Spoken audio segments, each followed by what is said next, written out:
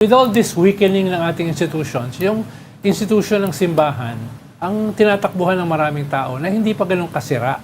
Diba, Cardinal? Pero at the same time, malinaw naman yung church is not the government. Meron pa ring line between politics and faith. Pero in spite of that line, with all this weakening ng ating institutions and all the dangers na sinasabi nyo nga, pinopost ng crisis, ano yung magiging role ng mga Kristiyano at ng simbahan dito?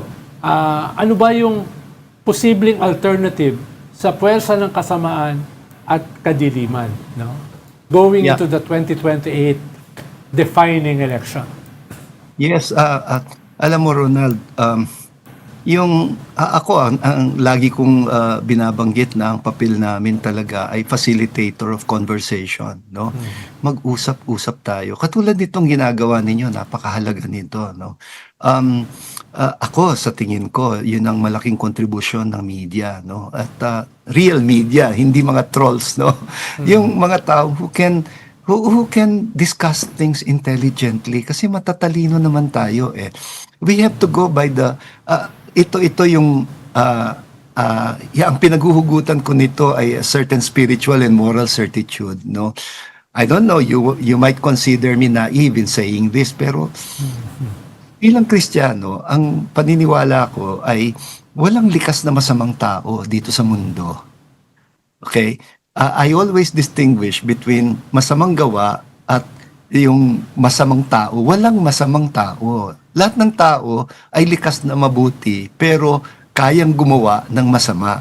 At pag nakakagawa ng masama at lumilihis yung tao, magandang itanong, saan siya nanggagaling? Ba't siya nagkakaganyan? Anong problema niya? Diba? That's a very mature way of dealing with problematic situations. At sa tingin ko, yun ang papel namin. And kasi hindi naman kami politiko eh. At wala kaming intensyon na mamuno sa bayan na to na as political leaders, no? Our role will always be as spiritual and moral leaders, no? At sa tingin namin, mahalaga yun, mahalaga yung spirituality, no? Because doon tayo humuhugot ng liwanag, a certain moral certitude about ano ba yung nangyayari sa atin. You know, in religious language, we call it discernment, no? Pagkilatis. Di ba, yung word kilatis, ginagamit yan as parang metaphor sa yung kailangan hindi ka magpabudol. Imagine kung may magbenta sa iyo ng diamante, tapos binili mo ng mahal, yung pala puwit lang ng baso. Ibig sabihin, tanga ka.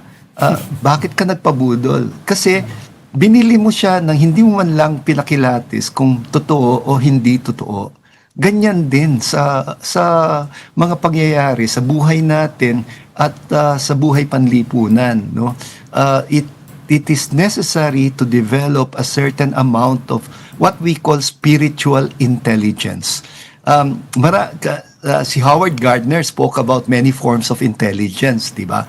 At kaya tayo nag-aaral dahil kailangan nating itaas ang ating intelligence at maraming forms, no? Emotional intelligence is one form, artistic intelligence, pero people forget na spirituality is also intelligence. Cardinal, by way of developing spiritual intelligence, napag-usapan din ba ng mga obispo yung importance of education in developing moral certainty? Kasi nung bata ako, marami mga catechism school eh. Yeah. Kahit yung para sa mga hindi nag-aaral sa Catholic school, nakaka-attend sila nun. Kumusta ba yung ganyang mga programs ngayon within the Catholic Church? Yeah, well, ang catechism is what we call faith formation. At yes, totoo, no, nung mga kabataan natin ay meron tayong mga very dedicated old catechists. Sunday school. Talagang may Sunday school, ganyan, no. Ngayon, siguro mula nung mauso yung mga Catholic schools, parang naging kampante ang simbahan na pwede nang ipagkatiwala ito sa mga school catechists o sa mga religious education teachers. But more and more, we're realizing na ang pinakaunang catechist dapat parents. Dapat yung family.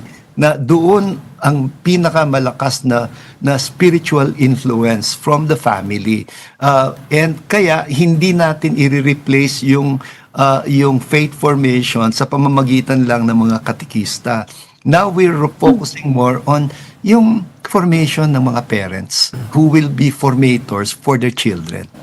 Pero Cardinal, at this point in time, you have a lot of parents who don't seem to have not Yeah. even enough time for themselves. I mean, baka dati pa nga mas maraming panahon yung mga magulang natin eh. Pero ngayon parang everybody's so Everybody's working. Distracted, so in a busy, rush, distracted as well. or lacking the spiritual intelligence themselves.